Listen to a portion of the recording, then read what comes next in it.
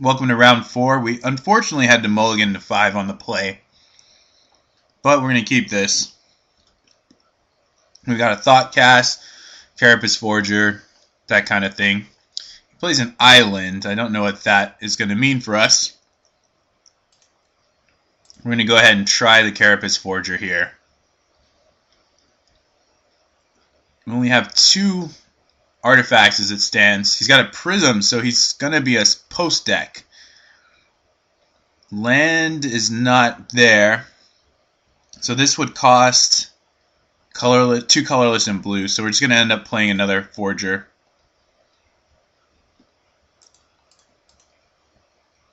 And hopefully this will be too quick for him, but we need to start drawing into artifacts. Oh my god, what a blowout. Just complete, that was the worst luck of all time. And now we can't do anything. So we're pretty much screwed. Mulligan to 5 on the play. He exactly had the Echoing Decay. Yeah, we're pretty much destined not to to win anything. So let's see, how do we get out of this? We have to draw an artifact. Then maybe we can play Thoughtcast. Okay, so we can play a Tog. We can play Thoughtcast. I guess maybe we play a Tog at this point. Though, I don't think we do. Anything will kill this. All it does is resolve a Tog and prevent him from attacking. Where I'd rather get the 2 cards, I think. This could be wrong. There's a Frogmite. So we'll play that. Next turn we can play Enforcer. We can play a Tog. Unreal that he had the exact thing needed to stop us. Okay, so now we have to think because there's a couple things he can have to counter what we're going to do. We could lead a Tog and then go Mirror Enforcer, which they could both be countered, but I don't think that's too likely. He can Condescend for 3, so maybe he'll do that. Let's try and bait out.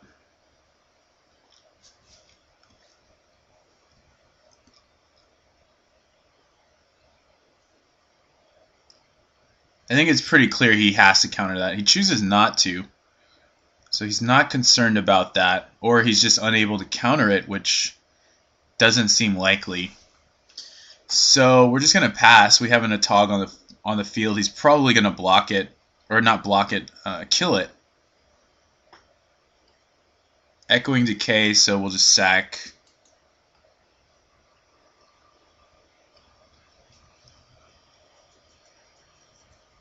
That's the best I've ever seen Echoing Decay against an Affinity deck. Well, we're still in the game. Like I said, we have an Atog on the field, which is pretty good, but now Mirror Enforcer is pretty bad here. I mean, I don't even think we sack a land to keep this alive at this point. He's got another Oracle.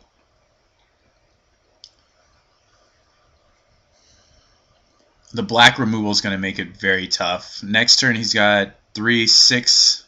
Each player sacks a creature. Okay. Cool. We're pretty much dead.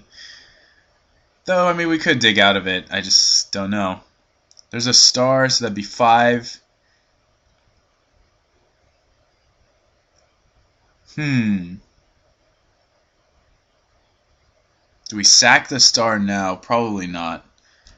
Star is 5, Enforcer.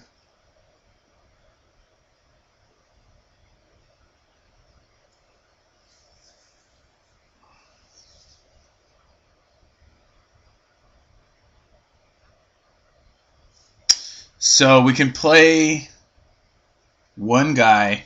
We just have to decide what guy we want it to be. This is not that impressive. He's going to have Capsize mana up. Huh. Let's play Mirror Enforcer. Next turn we can play both of these creatures out. Unless something ridiculous happens, which bound to happen. Preordain. See what he does with it.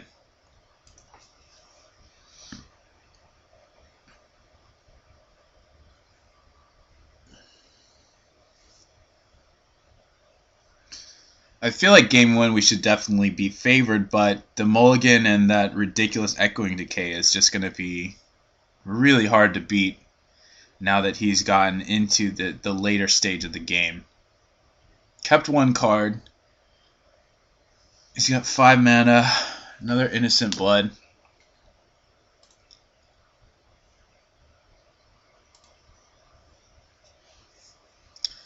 And he's got Condescend for 4, looks like.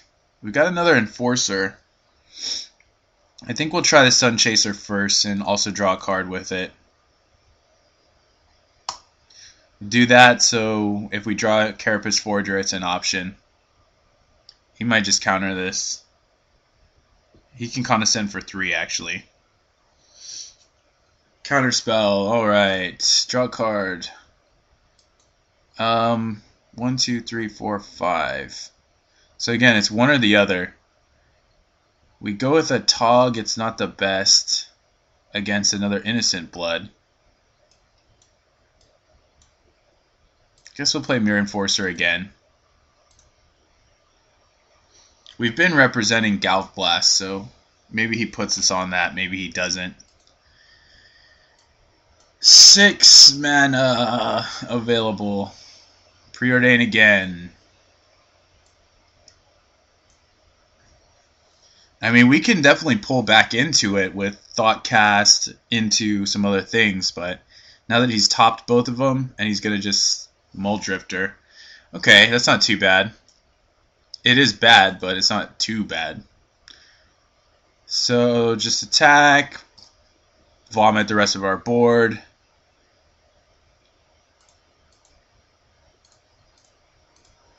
Three, 5, 7, 9, 11, 13, 15, so we can fling him for lethal if we ever draw that. 3, 5, 7, 9, 11, 13, 15, yeah. But he has to tap out. 6, 7, 8, 9, 10 mana. I don't think he's ever going to tap out. But our board looks good, so something to be said there. And these threats are no joke, so another Muldrifter. Okay.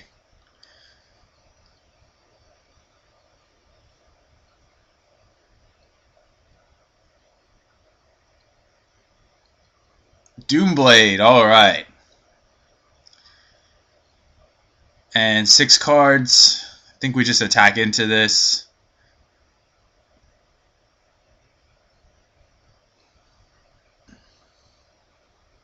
Alright. Okay, you're at 9 cards. So we're not going to win this game, I don't think. Don't really see us winning.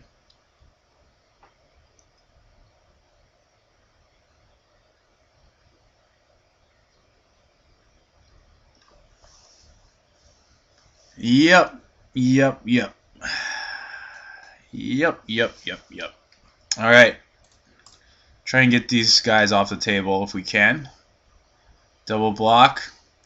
Just doesn't care. Alright. You got it. Play the lands because of Ulamog's Crusher and Capsize. And just F6, let him go wild. So at least we don't even have to think about bringing in Hydroblast, which is a good thing. Grim Harvest! Yeah, this is perfect. So we basically are just never getting through. Though we do have a Galv Blast, so we'll just sit on that. If he goes for Ghostly Flicker, he can still pay for the Grim Harvest, which is kind of sad. Hopefully this Galv Blast has a greater purpose, like taking out a Mnemonic Wall, but even that's not a good thing. That means he resolved a Mnemonic Wall. Love how I just called that. So he got Ghostly Flicker. It's going to be our only chance of stopping the shenanigans. I mean, if he just counters this, then I think we're... I mean, there is something to be said about conceding. Oh, yeah, and he has the Grim Harvest, too. Well, that kind of sucks. So that only marginally disrupted what he's planning to do. Preordain. So he's going to leave up Grim Harvest. Top. Great. You know, there's not a lot of merit in staying in this game. But we will, just to see more of what he's doing. He's still got to kill us, so...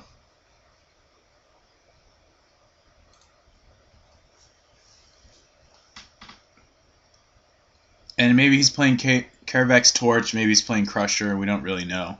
So we get that information at least. But this is just disgusting.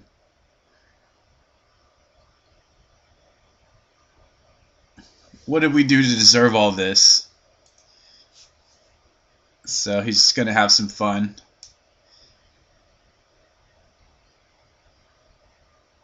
He's not. It doesn't even matter what he does. But he doesn't even think about it, which, I mean, there's something to be said about that because of the clock, but in every game of Magic you should at least think, which is... It boggles my mind that some people don't do that, but... C'est la vie. We also see this in his deck, so that's a good thing to take note of. Gain 6.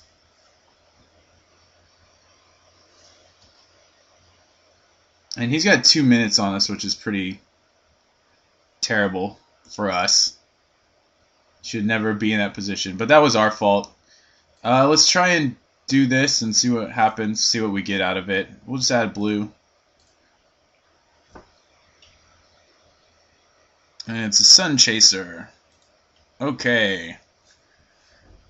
And it resolves. He could have flipped. Yeah, I mean, I figured he had a removal, but just by the fact that he didn't bounce a Mnemonic Wall to do anything to counter it or whatever. So we're going to be trying to come back from a 0-1 deficit, which we can definitely do. It's just this game is pretty much kaput. So that's 7 power on the board. It's going to show us more cards, which is good. We get more information. Chittering Rats. So we're locked out. Okay, we're locked out. But we get to at least Galv Blast, or at least try and Galv Blast this. But he has lethal on board. 2, 6, 7, 9. So maybe we have to Galv Blast this at this point. It really doesn't matter either way, so... He's got Grim Harvest.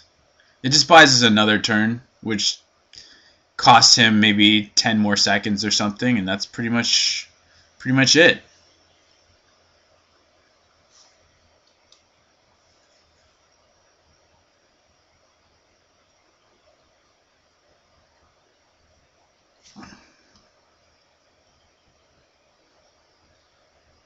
Oh, he just passed. Okay, he didn't even... Not even interested in playing anything. Okay, and we're dead.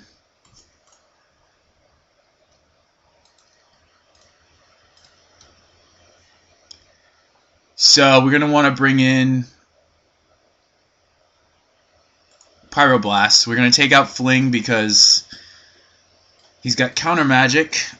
I would take out Galv Blast, but he's got so many... Let's take out Preordain again. He's got so many creatures that it might be better. We could take out one Galv Blast like we did last time. Alright, so let's just dominate this on the play. No reason to even talk about the rest of the strategy here. He is going to take a lot more time to board for us, so there's some things that are good and bad. His removal is so much better against us than blue-red or mono-blue, but he doesn't have a lot of artifact kill. So it's a trade-off. We're going to play first here. He's got a 61-card deck, something to take note of. We can keep this. We just need to hit a blue source, only one threat. I think we'll keep it. I think it's keepable, I should say. And we'll lead with Citadel. This guy's actually going to become a 4-4. Hopefully before, any Echoing Decay shenanigans, so. Though that's not necessarily true. We're going to play the Forger, and then we have to... Yeah, I think we have to play him before we even play Springleaf Drum. Next turn we might actually just Thought Cast with the Drum. But I think it's probably better to get in. Alright, he's just going to remove this. With some removal spell that normally wouldn't do anything against us, but that's okay. So yeah, we'll do this, and we can actually Thought Cast this turn, which is pretty cool. So that kind of gets us back in it. A little bit. Just a little bit, Okay, hopefully he's missing a land. Nope. Definitely not missing a land. So we can play both creatures and play Thought Cast. That seems good. We'll start with him.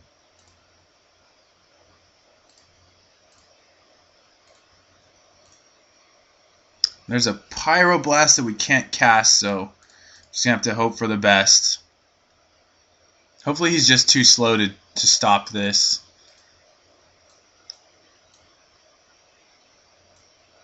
Okay, 4 mana. Doomblade, can't do anything about that. So we just got this one creature now. And we have a Galv Blast, but we're not going to be able to use both. If he plays a Mole Drifter, I'm going to Pyroblast it. Excuse me, Pyroblast that spell. So let's see what he does. Something for 3, which is Chittering Rats. I guess we'll just put the land on top.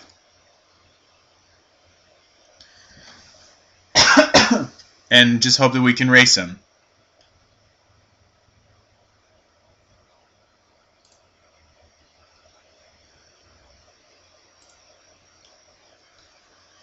No need to Galv Blast this. Again, I will counter the Mole Drifter, but he's not going to cast that. Seagate Oracle will also let resolve.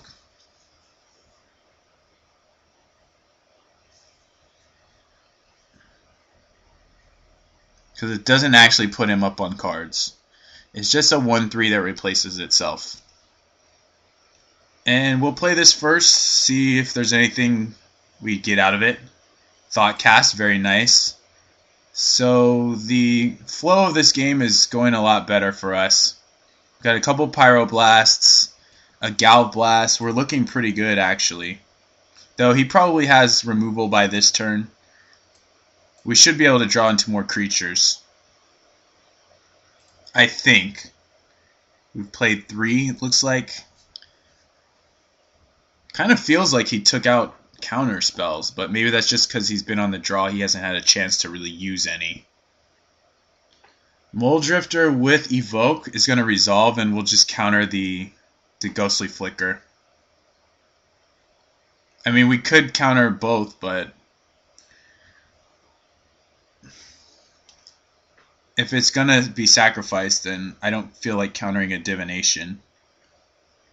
Ghostly Flicker, however, I do feel like countering. So he's tanking on this play. Oh, whoop, whoop, whoop. Pyroblast. Not going to happen. Sacrifice it. And he's going to attack. We'll take that. And we'll attack again. We'll play another Springleaf Drum. He's at 9, so 2 more swings and Galv Blast is lethal. 1 swing and another draw of Galv Blast also lethal.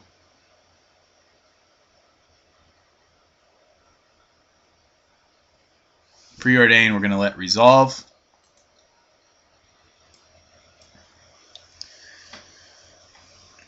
He keeps both, so he's probably got a Glimmer Post or Cloud Post.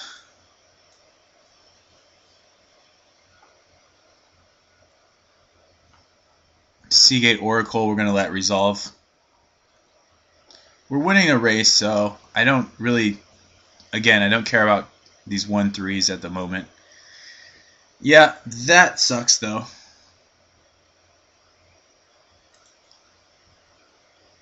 So now we're way behind on the board, but he's almost dead.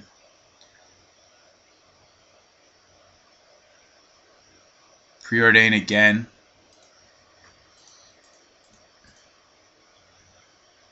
Keeps one card, which is the Cloud Post, I'm assuming.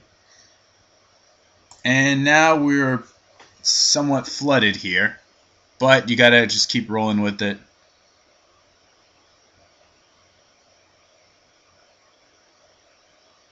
Mole Drifter's getting countered, so is this.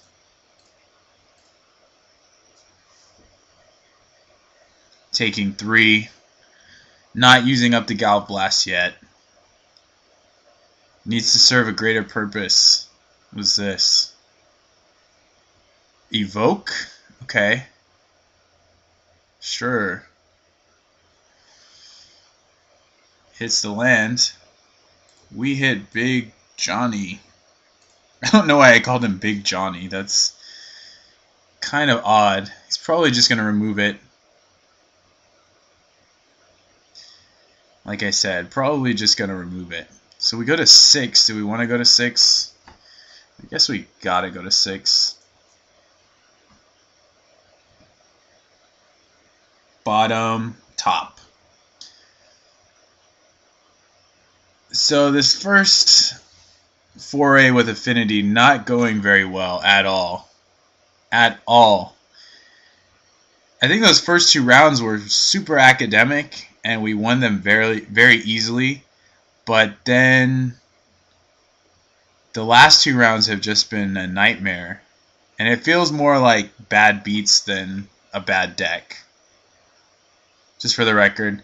So we're going to hit the Mnemonic Wall. It kills his Harvest and keeps him from casting Ghostly Flicker on it. He will be able to cast Ghostly Flicker on that guy, which may or may not be terrible for us. But I think this is just going to be our best chance at not dying. So let's do that.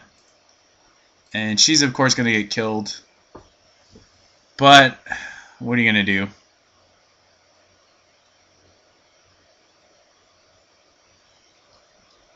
He drew that. He's sitting on some removal.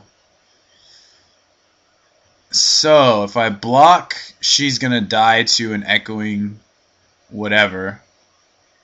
If I don't block, he just takes me to 3 and then locks me out of my next card. So, I think we're just going to try and block. Probably going to get blown out, but I don't think we have any options. I guess he can Ghostly Flicker anyway. But we're so far behind. I don't even see us getting out of this at all, to be honest.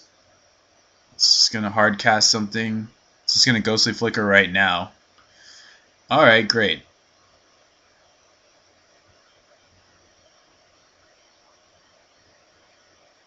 Cool. Way to go. You know what? We're actually dead, so let's just pack it in. I've had about enough. So, thank you guys for watching this series of matches, and we'll see you for another installment. I hope you enjoyed. Give me any feedback you can, and we'll talk to you later.